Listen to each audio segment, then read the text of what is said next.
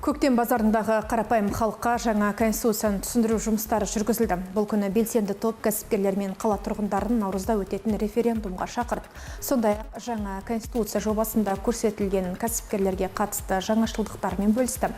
Қала тұрғындарын өз құқығы мен бостандығын білуге, заң мен тәртіп қағидатын сақтауға шақырды.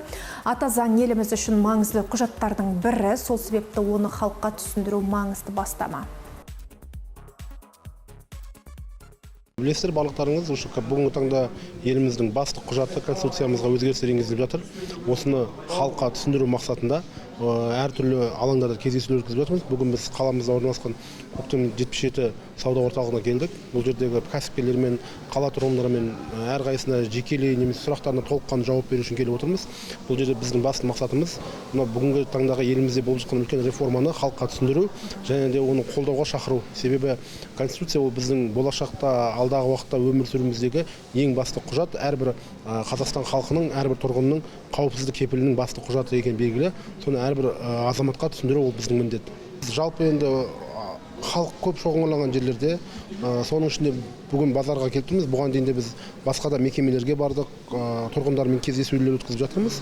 Бүгінге келіп тұрғанымыз, бүгін былай алғанда жексенбі, халықтың көбісі бізде қала әдеттегідей базарларда өзіне керек киім-кешек дегенде алуға келеді. Сондықтан да халық көп шоғырланған жерлерде халықпен барынша кездесіп, сұрақтарына жауап беруге тырысамыз.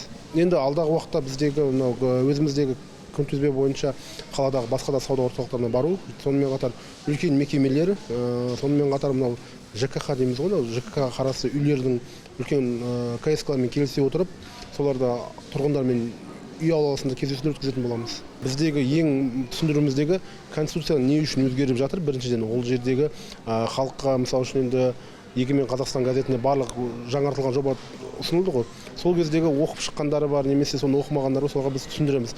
Қай бапта қандай өзгерістер орын алып жатыр деген сияқты, не үшін олай орын алды деген сияқты. Мысалы үшін қазіргі таңда халық арасында кең тараған ол 9-шы баптың 2-ші тармағы. Соған да біз тікелей өзіміздің түсіндірме жұмыстарымызды жүргіземіз. Себебі енді бірінші әлемдік геосаяси жағдай, екіншіден халықтың біздегі енді тек қана қазақ ұлты ғана тұрмайды, бұл көп ұлтты мемлекет болғандықтан соның арқасында деген сияқты әртүрлі мәселелер бар, солардың бәрін толыққанды түсіндіруге тырысамыз. Бұл жерде базардың саудагерлеріне түсіндіргенде бұл енді басты біздің мемлекеттің ата заңы болғандықтан бұл жерде әрбір қазақстандық білуі тиіс. Бұл жерде кәсіпкер немесе не кәсіпкер емес деген қарастырылмайды. Бұл жерде біз базарға келуімізге басты себеп халықтың көп шоғырланатыны осы жер болғандықтан қарапайым қала тұрғынынан бастап үлкен кәсіпкерлерге дейін түсіндіруге мүмкіндік алаңы болғандықтан осындай жерлерге келіп келеміз.